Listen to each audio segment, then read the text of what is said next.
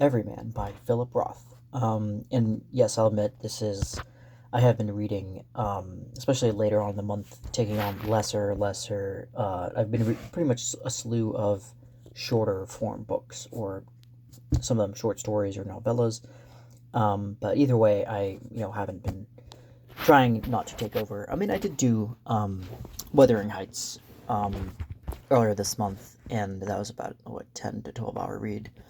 But anyway, so Everyman is my first Philip Roth, and I'm trying to do that too, where I'm not gonna dive into a new author.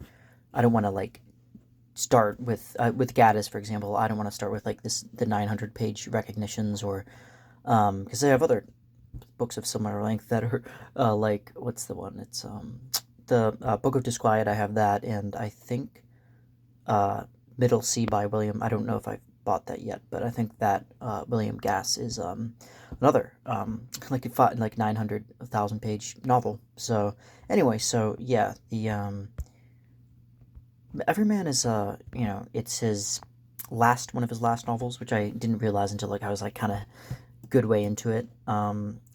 It came out 2006. And yeah, it is about just that, an everyman who is navigating the world. Um, who is it starts The funeral basically starts and ends with death. The first scene starts kind of in the procession of a funeral, and then at the end it ends with a funeral. Not his, but someone else's. But it's bookended by this theme of death. So they he looks back on his life starting when he finds out that his father dies, who's a jewelry company who starts a jewelry store, and he um, ends up getting married over the course of his life, I think 3 times, and his he has a few kids, and then the kids end up kind of holding him in kind of malice and bile, and they're very angry and judgmental for him like leaving them, and he ends up like having moved to pursue this other lady, a younger woman, and kind of just goes across the kind of lives a carefree lifestyle, doesn't really think much about death, and he's like, every time death comes to his mind, he's having these fits when he's like in his late 20s or late 30s. He's like, these are thoughts that I should have in my 70s. I shouldn't be thinking about this right now. So it's kind of showing that death has kind of, in some way, it's been, the thoughts of it has been a kind of memento mori in his mind since he is pretty young.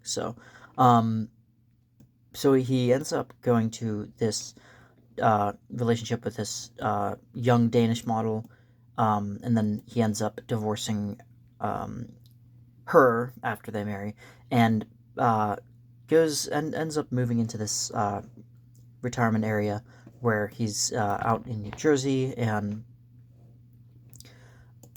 but he also learned how to paint too. So at some point he went to art school and he did that, and he's started trying out different things. Like one of them was like his jewelry store that his dad did, and that he tried to carry out, and continuing to kind of like kind of woo the ladies and stuff with like his trying on different things, and that kind of showed that he was like good with, I guess, kind of as a kind of a heartthrob, I guess, when he was younger. And then he ends up switching from that to painting, and there's he's talking about his um, teaching classes on how to paint, and how people would come in and they're not like, none of them have truly immersed themselves in the art of painting, and nobody knows like what they're doing, and they don't quite understand the kind of um, the full sensual kind of throwing oneself into the art of painting, and that it's a very physical thing for the everyman, that it's like it's something that's you have to exercise something from. That's like it's an immersive kind of intense experience for him. So yeah, yeah, he ends up working in advertising, I think, and then earlier on though, um but yeah, he ends up living alone down by New Jersey, and then it ends up getting older, and then he goes on to this other person's funeral, and then has like a nice long chat with the gravedigger, who's like a very matter of fact but affable guy that's just telling his his daily thing of like how hard it is to work graves, and the rugged kind of 3 hours it takes for it to just to get the hole dug by hand, and then another 3 hours at least to get the hole filled, and then it's all hand. All this is dating back to like early. I'm guessing like kind of the time span of the narrator Everyman's life. It kind of is like correlates to that of Philip Roth. So like from roughly the 1930s to the early to mid 2000s. So yeah, he after that he's like feels death coming closer and closer, and he's like trying to come to terms with his past and like what he did. And yeah, that's pretty much in a nutshell. It's gotten fair good reviews, and I think this is one of more his serious novels. I know that he did American Pastoral. I have that on my wish list to read next in his roster. But I did hear it was also based on another play by the same name, by this anonymous playwright who nobody knew that lived between, I think, the death of Chaucer and the birth of Shakespeare, according to Roth. And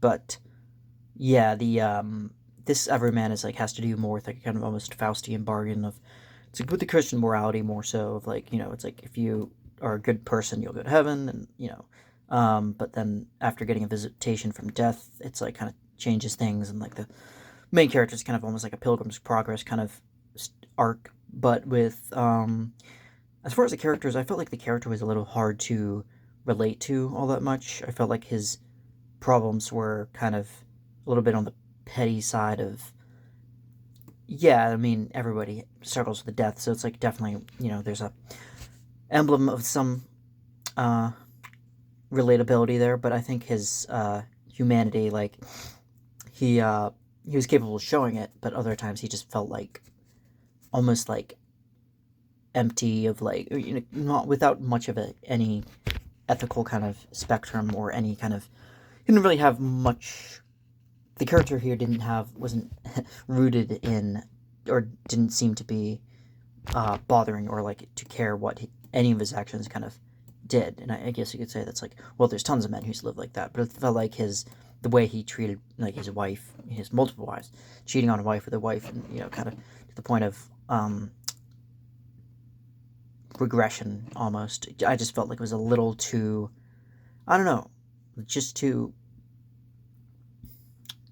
like to the point where I couldn't really relate to the character that much, even though he was supposed to be relatable. Like I felt like his kind of thing maybe coming from an older generation, the silent generation of was probably more of a they had their different kind of the way mundanities and how tragedies for them were different, and it was like a different era, morality, and people acted different, and that when he became a painter and he expressed himself through that medium, I felt like a little bit like it was almost like a different person, I guess, like almost like, but the rest of it's almost like it's a little too one tone, like he just kind of like goes through his life and you don't really see anything too that